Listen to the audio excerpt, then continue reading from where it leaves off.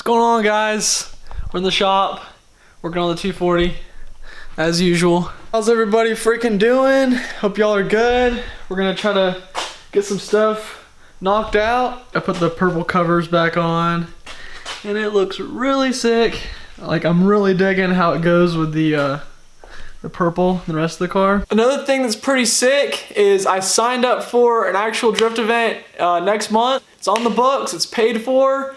We're freaking going drifting, dude, and I'm really excited. Got a couple other things I need to work out on the car. I gotta build a battery box for it because the battery's on the interior compartment. I need to put tow hooks on there. I need to build a bash bar. My transmission's kind of doing some weird stuff, but I don't know if we're gonna fix that before the event. It might be fine. So yeah, we gotta finish up a couple things and then we're going drifting, baby. So I ended up having to pull my whole handbrake out. It's just because it's got a little bit of slop and I didn't tighten this down enough.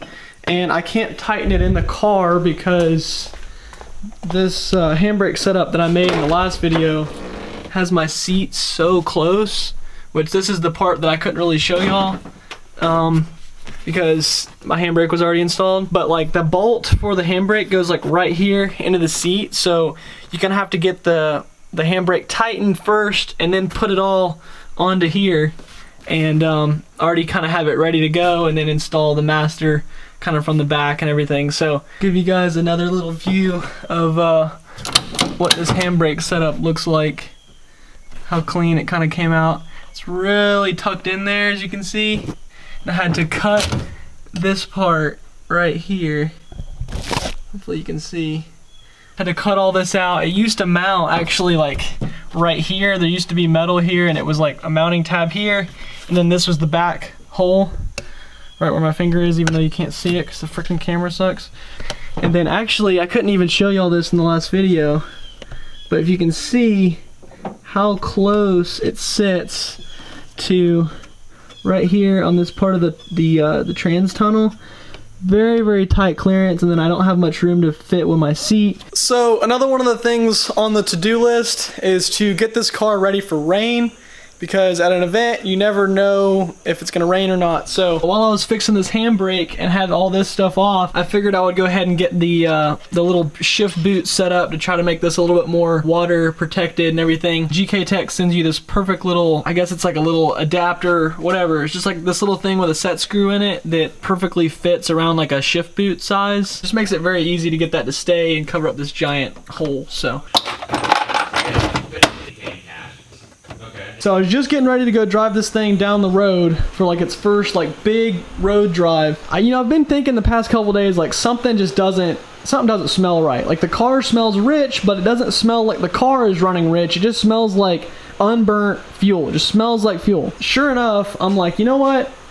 I'm gonna check. I feel like this thing's got a fuel leak somewhere, and I'm really like OCD about checking for leaks constantly up here just because everything's so fresh. But I popped this cover off. And I left this cover off for quite a while after I did my lines to double check that nothing was gonna leak, and I checked it every time I started it.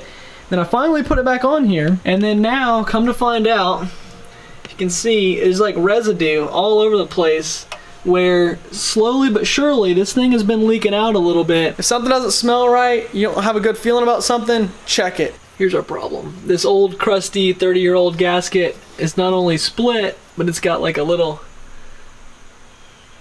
crack thing in the end of it. So conveniently the crack was right here, which is where it was leaking. So I didn't quite fix the clutch issue, and apparently it's a pretty big deal because car broke down on the side of the road. Luckily Patrick and them came to help me out. So I was ripping it around. I went down like my road and then came around like around the other road and came out through here. The car was feeling pretty good. This is one of the first like legal like street drives with the car, and it was ripping around pretty good. And then when I came off this road, I kind of gave it a little bit too much, and third gear just completely went out of the car. And then I tried to go to another gear, wasn't working at all.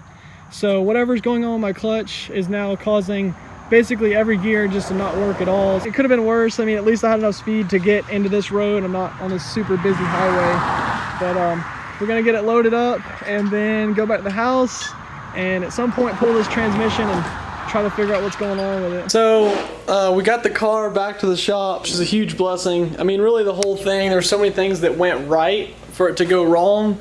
The fact that it happened where it did and I could get into a side street off the busy road. We're gonna get this trans pulled out probably within the next couple days and try to figure out what's going on with it, and I'll keep you guys up to date. But I think that's gonna do it for this video. If you enjoyed, then drop a like down below. If you want to see more of what was actually happening with the transmission, hit that subscribe button. I'll see you guys on the next video. Peace out.